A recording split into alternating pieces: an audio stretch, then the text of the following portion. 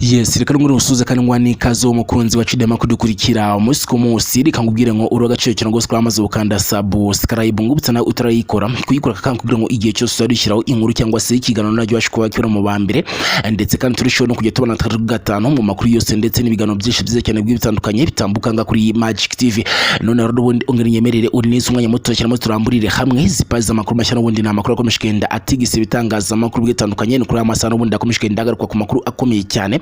namakuru adasanzwe by'umwihariko yerekeranye n'imirwano ikomeshkenda ibera ku butaka bwa kiriya gihugu cya Kongo n'ubundi n'imirwano ikomeshkenda ihanganisha ingabo zo mutwe wa M23 ndetse n'ingabo z'u cya Kongo arizo FARDC kugeza amagingwa ya ikibwa cyamaze kwicurika by'umwihariko no kurande rw'ingabo zo mutwe wa M23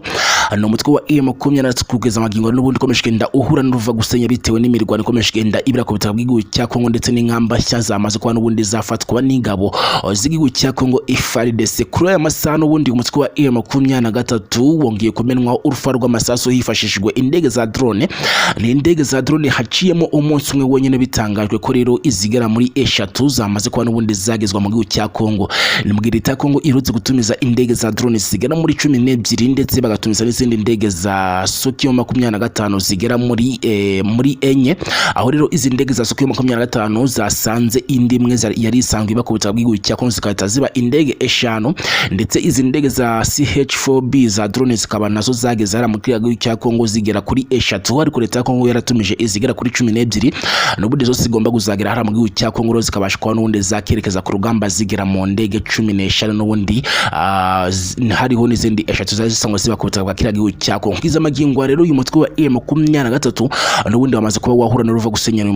nyuma y'uko n'ubundi izi ndege eshatu zo zamaze kuba n'ubundi zatangira urugamba rukomeye cyane rukomeshwe n'ubundi rurasa urufa rw'amasa cyangwa se rukomeshkenda rurasa mu birindiro by'ingabo zo mutwe wa M23 kugeza ubu ngubu hari kwifashishwa izi ndege zigera muri eshatu ariko leta ya Kongo nyuma yo gutangaza ko rero ishoye aka kayabo kangana na miliyari 649 mu kuba n'ubundi bagura intwaro zigitandukanye zo kubafasha mu guhangana n'umutwe wa M23 ndetse yewe igihugu cya Afrika y'Epfo kikongera kohereza abandi bakomando bagera kuri ibihumbi 3 bose n'ubundi bategamiye kuri zingabo z'umuryango wa SADC n'ingabo n'ubundi izingabo cyangwa se leta y'igihugu cya Afrika y'Epfo yohereje n'ubundi bo bari ku ruhande dore ko bivugwa ko n'ubundi bari mu bakomando batojwe cyangwa se mu bakomando kabuhariwe bafite ubushobozi bwo kuba n'ubundi bahangana n'umutwe wa M23 n'ubundi ku buryo n'amateka ashobora ko n'ubundi yakisubiramo bikaba n'ubundi nk'ibyabaye kuri uyu mutwe wa M23 mu mwaka wa 2013 ubwo uyu mutwe wa M23 n'ubundi wahanganaga mu buryo bukomeye cyane n'izi ngabo z'umuryango wa SADC bikaza kurangira n'ubundi zisubiye hariya cyangwa se zongeye guhungira mu bihugu bigiye bitandukanye kugeza amagingwa ya izi ngabo zaturutse mu gihugu cya Afrika y'Epfo zigera ku bihumbi 3 ndetse n'izi ngabo zerutse kwa n'ubundi zakurwa hariya Kinshasa ni batalon cyane ubundi inayirutse kwa n'ubundi yahabwa amabwiriza no witwa General Kiwewe n'usanzwe n'ubundi ari umugaba mukuru w'ingabo za hariya mu gihugu cya Kongo kugeza amagingwa ya n'ubundi iyi batalon bivugwa ko yitezweho byinshi mu kugenda n'ubundi ihangana n'umutwe wa M23 aho Kisekedi yatangaje ko rero n'ubundi iyi batalon igiye ko yakora ibikorwa bikomeye cyane byo guha isomo uyu mutwe wa M23 by'umwihariko akaba yanaratangaje ko rero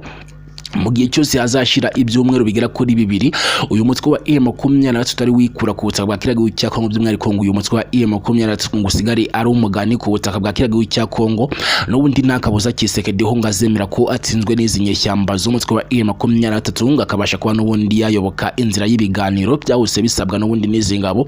z'umutwe wa M23 sibyo gusa leta ya Kongo iri gutegura byo kuba n'ubundi yazana aba bakomando kabuhariwe ndetse ikazana n'ibitwaro bigiye bitandukanye yatumije abwira guteganya no kuba n'ubundi yazana abasirikare bahariya mu gihugu cy'Ubushinwa ndetse ikazana n'abakomando kabuhariwe bo mu Burusiya aho yatangaje ko abangaba ari bo bagomba kuzashwanyaguriza mu buryo bukomeye cyane izi ngabo z'umutwe wa M23 hariya mu gace ka Rubaya na gace ka Rubaya kigaruwe n'ingabo z'umutwe wa M23 ku itariki ya 30 z'ukwezi kwa 4 2024 ndetse akaba ari nako kakomeshkenda gatuma rero imirwano isa naho noneho ihindura isura mu buryo budasanzwe ku butaka bwa kiriya gihugu cya Kongo kugeza amagingwa rero uyu mutwe wa M23 M23 nyuma yuko n'ubundi kari agace ka Rubaya kabashije kuba n'ubundi kakigarurirwa n'izi ngabo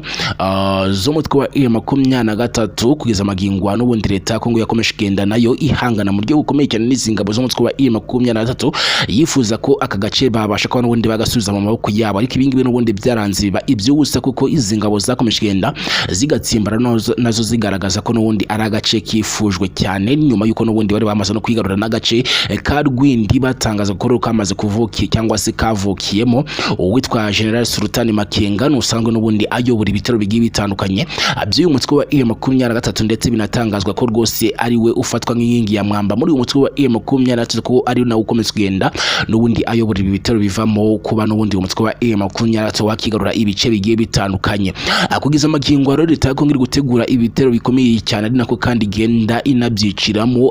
abasirikare b'uyu mutwe wa M23, aho bitangazwa ko abagera kuri 13 baherutse kuba n'ubundi bakicirwa mu mujyi wa Goma ni mu ndake n'ubundi, aho izi ngabo rero z'uyu mutwe wa M23 ngo zari zinjiye mu ndake bivugwa ko zacukuwe n'ingabo z'umutwe wa M23 bikabasha kuba n'ubundi zarasiramo rero aba bakomando w'uyu mutwe wa M23. Ibintu byaje gutuma rero n'ubundi umutwe wa M23 udafata umujyi wa Goma nguko byari byatangajwe, ngira ngo umuntu arabizi ko uyu mutwe wa M23 wari wageze gucya n'ubundi ukabasha kuba n'ubundi watanga amasaha agera kuri 72 utangaza ko ariyo masaha n'ubundi bihaye uyu mutwe cyangwa se izi ngabo zigucya Kongo n'imitwe ya FDL na Wazalendo ikomeje kugenda n'ubundi ishinzwe kugenda yica abaturage bahariya mu mujyi wa Goma. Ibi byose rero n'ubundi bikomeje kugenda biteza ikibazo gikomeye cyane, by'umwihariko hariya n'ubundi mu gihugu cya Kongo, aho uyu mutwe wa M23 turimo kugenda urwana ushaka uburyo n'ubundi warwanirira abaturage bawo, ndetse n'izi ngabo zigucya z'uyu mutwe wa M23 ukomeje kugenda n'ubundi bapfira muri iyi mirwano, ndetse bakashaka n'uburyo babasha kuba n'ubundi bacukura izindi ndake zigiye zitandukanye, nyuma yuko n'ubundi leta ya Kongo iri muri gahunda zikomeye cyane yo kuba yabanyagiza mu mvura y'amasasu, n'ubundi biteganwa ko n'ubundi agomba kuba yamenwa kuri izi ngabo z'umutwe wa M23, nyuma yuko n'ubundi hakomeje kugenda hategurwa ibitero bikomeye cyane by'indege za drone ndetse na Soki 25 zigomba kuba n'ubundi zakinjira rero ahahoze cyangwa se ahari ibirindiro hose, ndetse n'uduce twose twamaze kwigarurwa n'ingabo z'umutwe wa M23, aho hose rero bikaba bitangazwa ko hagomba kuba n'ubundi haraswa amasasu menshi cyane kugira ngo izi ngabo z'umutwe wa M23 zibashe kuba n'ubundi zasohoka muri ibyo bice bigiye bitandukanye. Kugeza amagingo ya leta ya Kongo ikomeje kugenda yifuza ko rero n'ubundi yabyigarurira. Kugeza amagingo rero umutwe wa M23 nawo ukomeje kugenda utegura operation zikomeye cyane, n'ubundi operation zo kugota uriya mujyi wa Goma ndetse no mujyi wa Bukavu, aho wifuza ko rero ugomba kuba n'ubundi wabyigarurira, dore ko uyu mutwe wa M23 unatangaza ko rero umujyi wa Bukavu ndetse no mujyi wa Goma nibyo bifite inzira cyangwa se birimo inzira zishobora kuba n'ubundi zatuma uyu mutwe wa M23 ubasha kuba n'ubundi wakerekeza hariya Kinshasa, ni mu murwa mukuru w'igihugu cya Kongo kwa President Felix Antoine Tshisekedi, aho n'ubundi biratangazwa ko rero ariho n'ubundi agomba kuzabera intambara ya kasamutwe igomba kuzasigara rero Tshisekedi ahiritswe ku butegetsi n'izi ngabo z'umutwe wa M23. Ni byinshi bikomeje ndabigarukwaho, ndetse natwe nibyo dukomeje kugenda dukurikirana 5 kuri 5. icyo tugusana kintu sije kutwereka ko turi kumwe ukanda subscribe ndetse kandi ugakana no kukazogera kugira ngo igihe cyose sadushyiraho inkuru cyangwa se ikiganiro